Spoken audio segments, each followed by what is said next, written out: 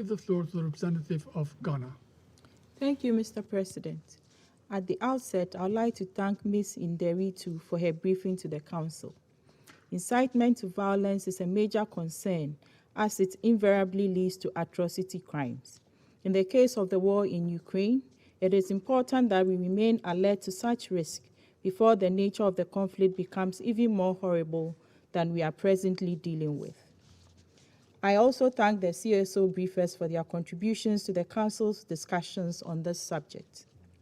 While reiterating our deep concerns over the protraction of the war in Ukraine and the needless loss of lives and the destruction of livelihoods and properties, Ghana is equally alarmed by the acerbic rhetoric and narratives that have accompanied segments of the war in Ukraine. No country or leader can claim to be unaware of the dangers of unrestrained words spoken in anger or with hatred. Throughout history, including during the Second World War, in Rwanda in April 1994, in Bosnia and Herzegovina in July 1995, or in other parts of the world such as Myanmar, for instance, we have often witnessed the calamitous and tragic consequences of deliberate actions that incite one group of people against another.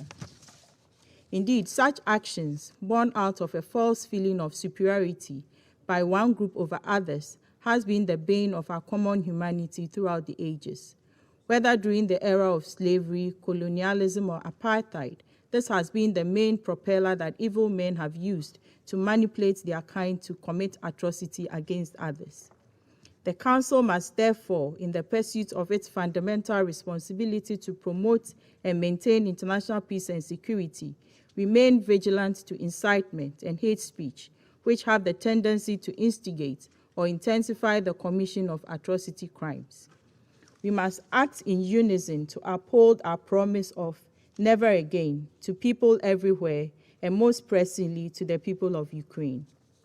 The killing of tens of thousands of innocent civilians in Bucha, Irpin, Mariupol, and in several other cities, the emerging evidence of mass graves and of systemic and violent and gross violations of human rights in Ukraine, including gender-based sexual violence against women and girls, are intolerable acts that should point us in the direction of serious action to prevent further atrocity and to seek accountability for atrocity crimes that are being committed. It is in this regard that Ghana expresses her support for the conduct of independent and impartial investigations to gather evidence and establish a basis for ensuring accountability for any atrocious acts established to have been committed in Ukraine under the guise of war. Accountability is a critical element of deterrence, and the universal jurisdiction of almost all atrocity crimes means that none can escape justice, regardless of what may appear to be a limitation of institutions of international justice.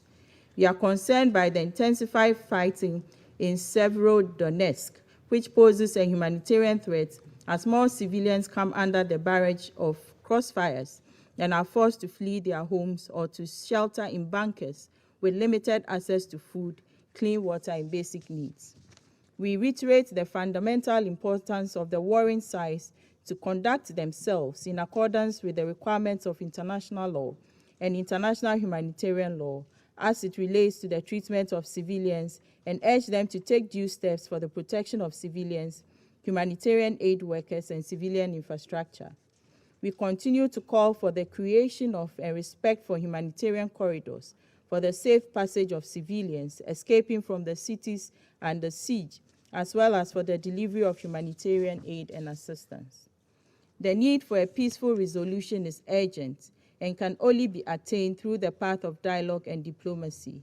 We urge in this regard greater efforts on the part of the global community and regional partners in support of the resumption of talks between the parties which have stalled since March.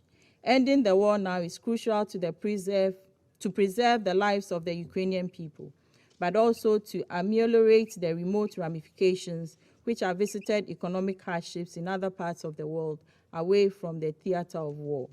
In closing, we believe that nothing justifies the commission of atrocities, and in that vein, we strongly urge the tempering of rhetoric and hateful narratives that stoke an atmosphere of deep resentment and instigate the commission of violent acts against others. Ghana reaffirms her support for the sovereignty, political independence, and territorial integrity of Ukraine, and expresses her commitment to working with all others to find an early end to the war and the restoration of peace and stability in Ukraine. I thank you.